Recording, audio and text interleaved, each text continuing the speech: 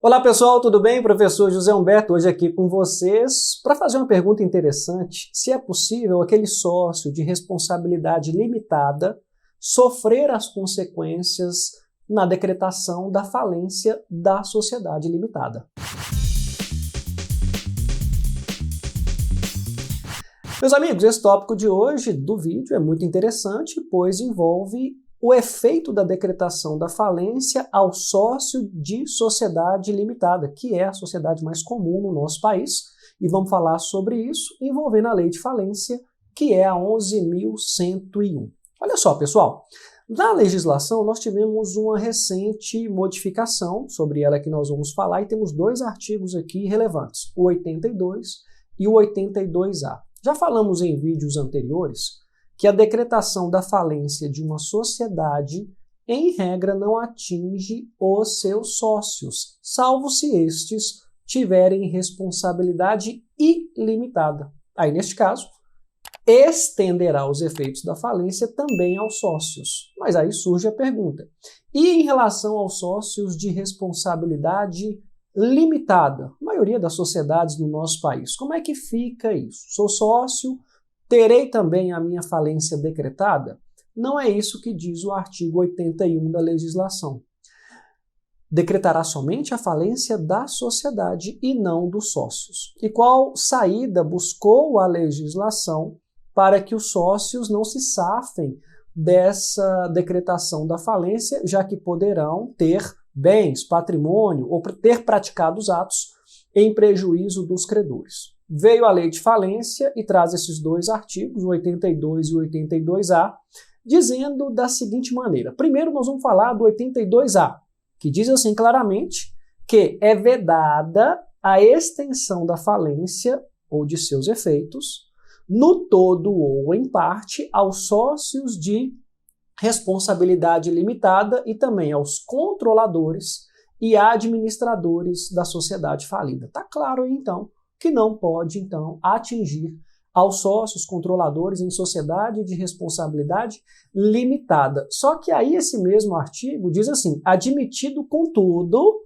a desconsideração da personalidade jurídica. O que aqui está dizendo? Olha, não vai estender a falência para esses sócios, eles não serão falidos, efeitos de falência, mas poderão sofrer os efeitos do artigo 50 do Código Civil, que é quando prevê a hipótese de desconsideração da personalidade jurídica. Ou seja, se houver prova do abuso da personalidade jurídica, com desvio de finalidade ou confusão patrimonial, poderá estender a responsabilidade da sociedade aos seus sócios ou administradores que se beneficiaram com este abuso.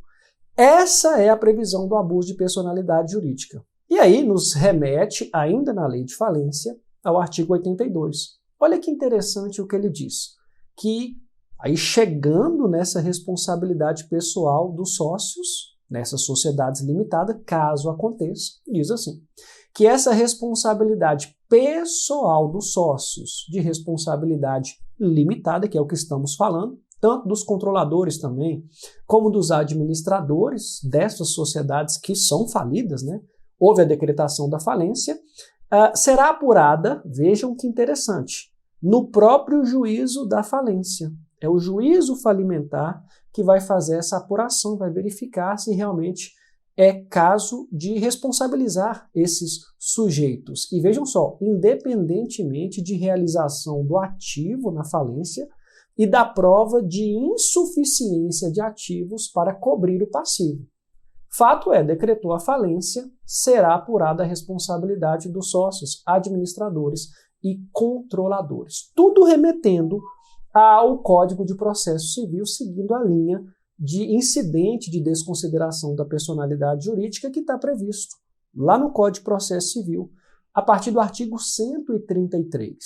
E aí esse mesmo artigo 82 traz dois parágrafos interessantes. O primeiro diz assim, que prescreverá em 2 anos, olha a prescrição de 2 anos, contados do trânsito em julgado da sentença de encerramento da falência, então é só lá no final de encerramento da falência essa ação de responsabilização de sócio, administrador, controlador. Ou seja, decretou falência, mesmo tendo transitado em julgado essa decisão.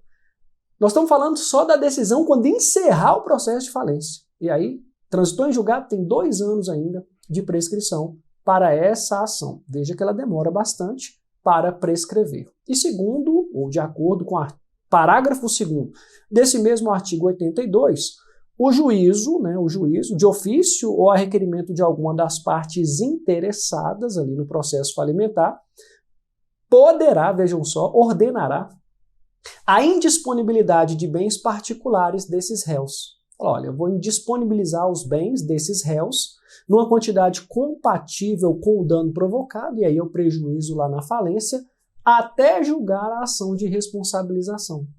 Então vejam que isso pode acarretar lá na decretação da falência. Decretou falência da sociedade, de responsabilidade limitada, não atinge sócio. Essa é a regra.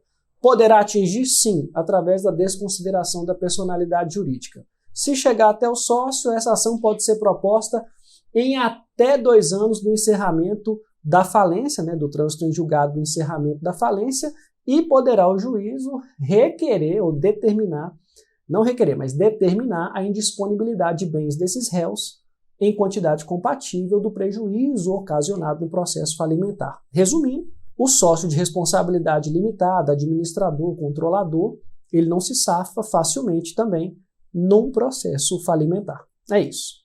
Pessoal, se gostou do nosso vídeo, deixe seu like, se inscreva no canal, ative as notificações. Obrigado pela presença de todos e aguardo vocês no nosso curso de Direito Empresarial, que nós vamos lançar em breve para vocês. Não se esqueça do nosso canal do Telegram, com novidades e atualizações para todos vocês. Um grande abraço, professor José Humberto. Até breve, meus amigos.